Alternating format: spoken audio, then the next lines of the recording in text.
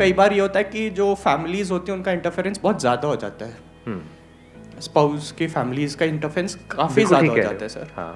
और इनफैक्ट कभी स्पाउस चाहता भी है बट फैमिली की वजह से वो कर नहीं पाता है कुछ। ये प्रॉब्लम छोटी नहीं है, इंडिया में बहुत बड़ी है ये प्रॉब्लम, क्योंकि रिलेशनशिप यहाँ पे इंडिपेंडेंट तो है ही नहीं कि अगर शादी हो रही है तो एक लड़का लड़की की नहीं हो रही है, दो खानदानों की हो रही है, दो फैमिलीज की हो रही है। और बचपन से ही ऐसी फिल्में देख देख करके हम बड़े हुए हैं, हम साथ साथ हैं, क्योंकि रियलिटी में ऐसा नहीं होता है। मूवी में तो कुछ भी दिखा सकते हैं ना। तो ये बहुत बड़ी कॉम्प्लिकेशन है। तो इस कॉम्प्लिकेशन को कैसे ठीक किया जाए? आपके सेशन दिखाए, उससे तो समझ नहीं। ये भूल के भी गलती मत करना। इन्होंने कहा कि आपके सेशंस दिखाएं, इतने जूते पड़ेंगे जितना हम सोच भी नहीं सकते। वो कहेगा ये कौन होता है हमारे बीच में आने वाला, कौन है ये, और तू क्यों इतना सुनती है इसको? वो खुद देखे तो बात अलग है। और ये बहुत इंटरेस्टिंग बात है। जब भी कोई सेशन अटेंड करते हैं वो ये नहीं सोचते कि मेरे को खुद को बदलना है, कहते ये वीडियो तो मैं जरूर अपनी बीवी को दिखाऊंगा। बीवियां सबके बुरी है, हाँ, पति सबके बुरे हैं, ये तो मैं अपने पति को दिखाऊंगी। भाई खुद तो देखो, खुद तो समझो बात क्या हो रही है यहाँ पर। तो अगर सामने वाला नहीं समझ रहा है, अब क्या करें? एडजस्टमेंट हो रही है पे। अब आ गया एडजस्टमेंट करो। अब एडजस्टमेंट कब तक करोगे और किस हद तक करोगे? क्योंकि अगर if you are talking about adjustment, तो अगर वंस यू स्टार्ट एडजस्टिंग तो सामने वाले की एक्सपेक्टेशंस आपसे बढ़ती है कम होती है? हाँ, आपकी इमेज ऐसी बन जाएगी, और ये तो बहुत ही अच्छी है, ये तो एडजस्ट कर लेती है। अब पूरी दुनिया आपको एडजस्ट ही करवाती रहेगी अपने हिसाब से, और ये बुरी तरीके से फंसेगी कहीं ना कहीं जा करके, क्योंकि कभी ना कभी एक लिमिट होती है ना, रस्सी को खींचने की एक लिमिट है, कभी ना कभी टूट जाएगी। तो अब क्या किया जाए? अब यहां पे अगर आपकी प्रायोरिटी सेट है कि इन रिलेशनशिप्स में से सबसे इंपॉर्टेंट ये है, number 1, number 2, number 3, number 4, number 5, और बहुत बार क्या होगा आप देखोगे कोई दूर के रिश्तेदार आपके घर में आए, उनकी वजह से आप अपनी बीवी से लड़ रहे हो। पागल नहीं हो?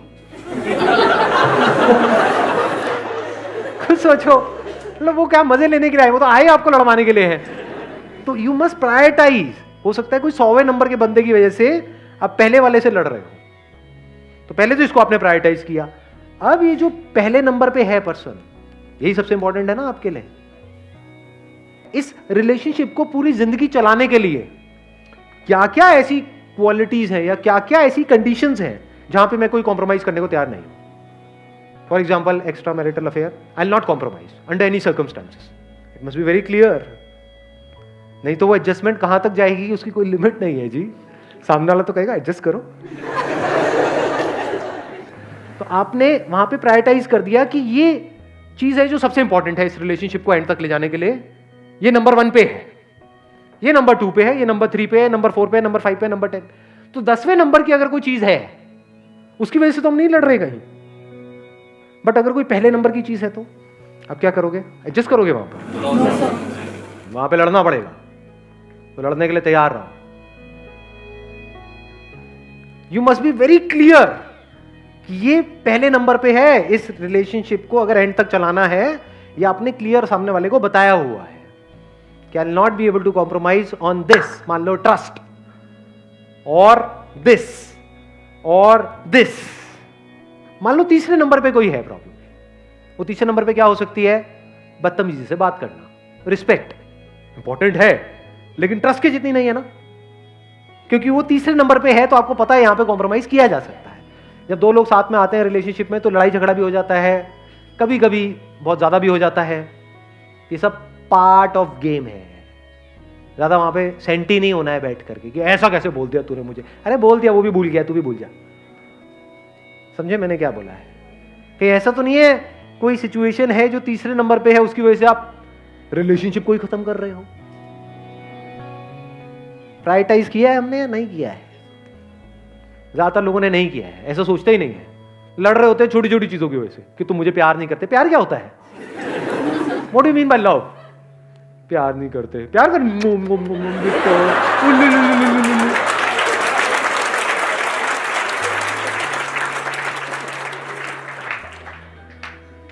वेले फंडे होते हैं बहुत सारे लोग। आप अभी हंस रहे हो लेकिन इन्हीं चीजों की वजह से लड़ाई झगड़े हो रहे होते हैं।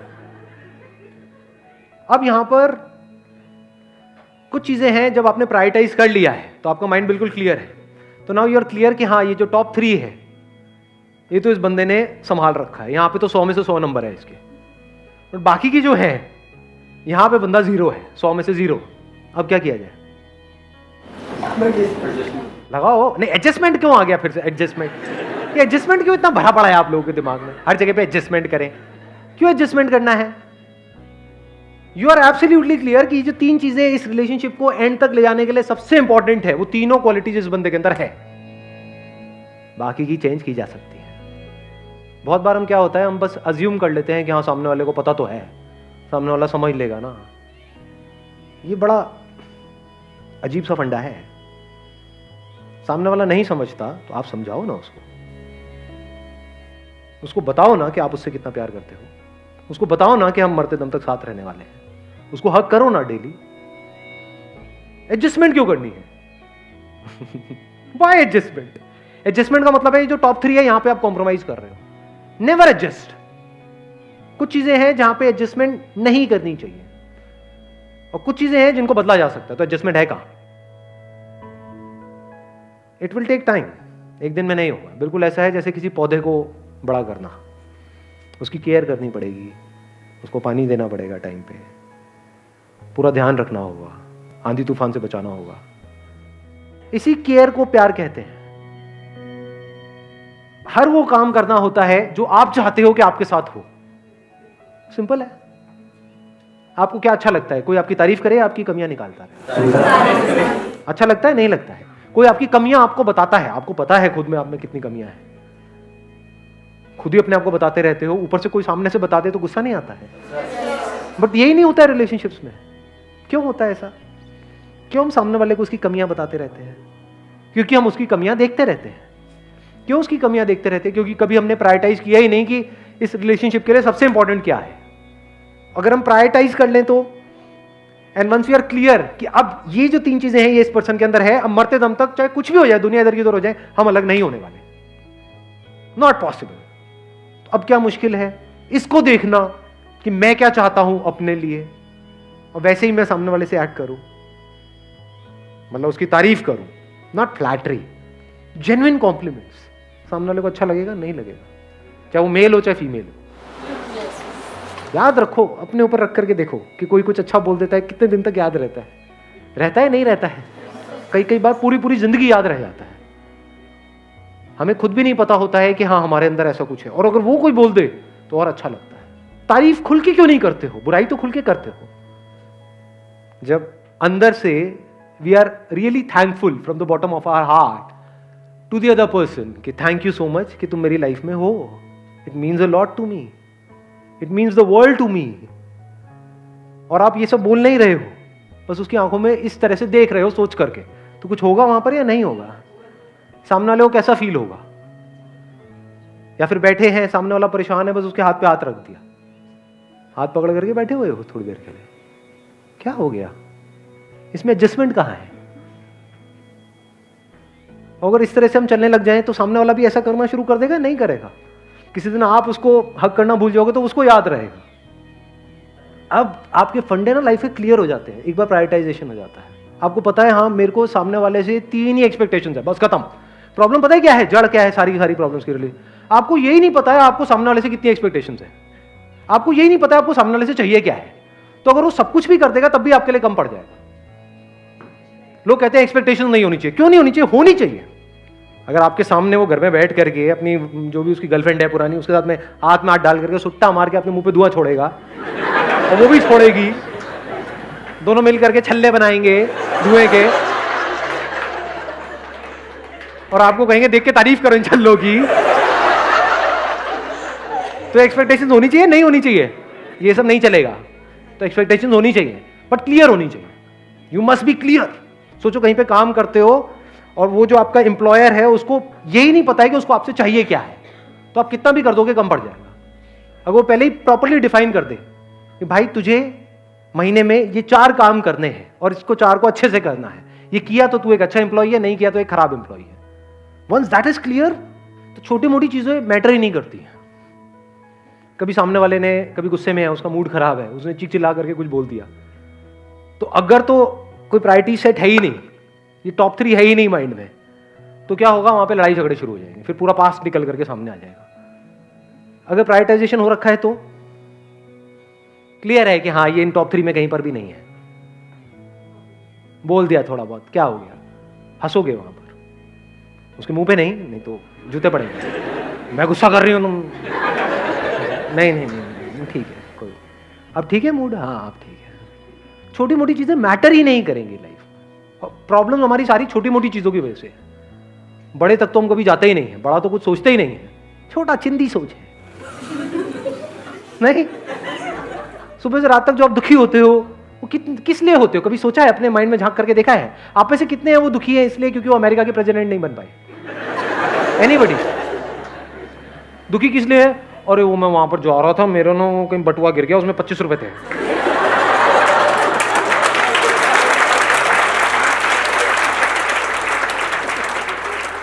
चिंदी सोच, चिंदी दुख।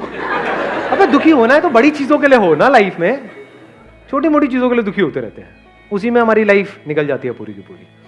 तो वंस दैट इज क्लियर, तो आप छोटी मोटी चीजों की वजह से लड़ोगे झगड़ोगे ही नहीं, चीजों को सामने वाले को बड़ी आसानी से दे दोगे। जैसे शादी के बाद क्या होता है, शादी के बाद अगला स्टेप क्या है? अबे हंस क्यों रहे हो, मतलब बेबीज, हाँ ठीक है, बीच के स्टेप्स को स्किप करो, बेबीज, हाँ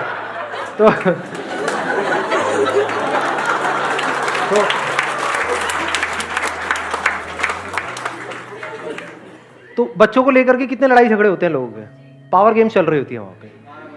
अगर आपको समझ आ जाए कि ये मेरी वो जो प्रायोरिटीज है उसमें है ही नहीं, क्योंकि सामने वाला भी उसके लिए कुछ गलत थोड़ी ना करेगा, तो अगर सामने वाला सब कुछ अपने हिसाब से करना चाहता है उन बच्चों के लिए, तो करने दे, इससे बड़े तो मेरे लिए कुछ है ही नहीं। बढ़िया है, मेरा काम सिर्फ एक होगा, बैठ करके कमियां निकालता रहूंगा आराम से, तू कर ले। ये बेस्ट होती है अप्रोच लाइफ में। नहीं, कभी कोई ज्यादा चौड़ा होता है ना लाइफ में कि मैं करूंगा अपने हिसाब से, अरे तू कर, इससे बढ़िया कुछ हो ही नहीं सकता। मैं खड़े होकर के ये क्या किया है, ये ढंग से नहीं किया, ये बेकार है, अरे हाँ ये गलत है, कुछ मत करो। मतलब अगर सामने वाला यही चाहता है तो बढ़िया है। अब देखो वहां पर भी हम लड़ रहे होते हैं, नहीं मैंने ऐसे ऐसे घूंचों को देखा है, वो दीवार के रंग को लेकर के लड़ रहे होते हैं, नहीं पिंक होना चाहिए, नहीं येलो होना चाहिए। अबे येलो भी हो जाएगा तब भी तू खच्चर का खच्चर ही रहेगा।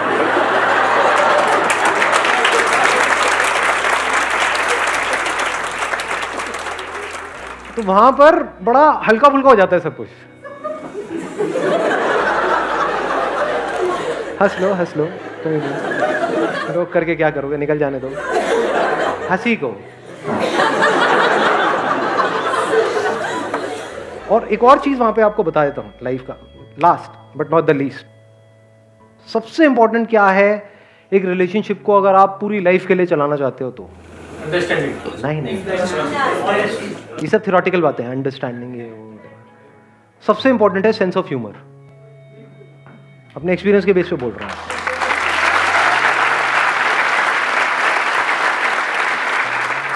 कुछ भी हो रहा है हंसते रहो, पागल क्यों हो जाओ, ये तो पागल है, पागल ही सही चलते हैं, लंबे टाइम तक पागल ही चल सकते हैं, समझदार नहीं चल सकते, समझदारों की लड़ाई झगड़े हो जाते हैं।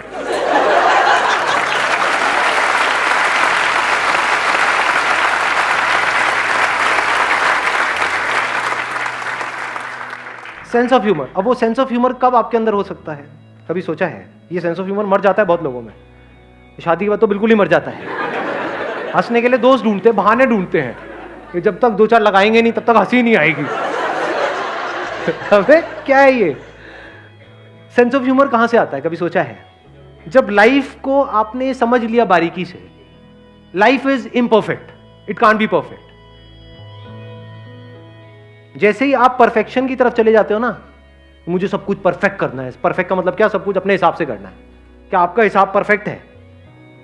आपका हिसाब तो ये भी कह सकता है कि नहीं, ये जो चूहा है ना इतना प्यारा है, मुझे इतना प्यारा लगता है, उसको बिल्ली नहीं खानी चाहिए। और सोचो आपके पास में पावर्स आ जाए कि बिल्ली चूहे को नहीं खाएगी और वो खाना बंद कर दे, तो क्या ये परफेक्शन है नेचर के पॉइंट ऑफ व्यू से या इम्परफेक्शन है? जिस तरह से हम सोचते हैं कि ऐसा होना चाहिए, वो सब इम्परफेक्शन है, वो सब कचरा है। तो आपने क्या किया, खुद की सोच पे क्वेश्चन मार्क लगा दिया। ऐसा हम कभी नहीं करते। हम क्या करते हैं, सामने वाले की सोच पे क्वेश्चन मार्क लगाते हैं कि जो कमियां हैं सामने वाले में है, मैं तो बिल्कुल सही हूं, मैं सही हूं तू गलत है। यही जड़ नहीं है हर रिलेशनशिप की। अगर ये उल्टा हो जाए तो, कि तेरा गलत भी सही है और मेरा सही भी गलत है, अब कहां से लड़ाई होगी? बशर्ते वो जो टॉप 3 है उस पर आप कॉम्प्रोमाइज नहीं कर रहे, छोटी मोटी चीजों में सब में हाँ ठीक है, सब सही है, मतलब इम्परफेक्शंस में भी आप हंस रहे हो, उसको सेंस ऑफ ह्यूमर बोलते हैं। खुद पे हंस रहे हो, जो हरकतें हो रही है उस पे हंस रहे हो, जो कुछ हो रहा है, मतलब आप पूरी कोशिश कर रहे हो कुछ ठीक करने की, तब भी वो खराब ही होगा, उस पे हंस रहे हो ना। अपनी नाकामी पे हंस रहे हो, अपनी बेवकूफियों पे हंस रहे हो। हंसने का मतलब, दूसरा मतलब क्या है? Let go. हंसी का मतलब लेट गो नहीं है, छोड़ देते हो। जब पकड़ लेते हो तो क्या होता है? कॉन्ट्रैक्ट नहीं होने लग जाते हो, छोटे नहीं होने लग जाते हो। पकड़ लो हर चीज को, छोटे हो जाओगे, छोटी सोच हो जाएगी। हंसने का मतलब क्या? ऐसे रिलीज कर दिया, हाँ ठीक है, बढ़िया है, लेट गो। तो फिर 24 घंटे हंसी आती रहती है चारों तरफ, सब कुछ, क्योंकि देखा जाए तो सब तरफ कॉमेडी कॉमेडी है। लड़ाइयों की जड़ खत्म। जब लड़ाई नहीं हो रही होती तब भी हंसी आ रही होती है, ये क्या हो गया, इतने दिन हो गए लड़ाई नहीं हुई। और लड़ाई हो रही होती है तो हंसी आती आती है। हंसते खेलते रहो, इसमें क्या दिमाग लगाना है? इसमें मुश्किल क्या है? आसान है। आसान है, मुश्किल है? आसान है, मुश्किल है? Thank you so much, wish you all the very best.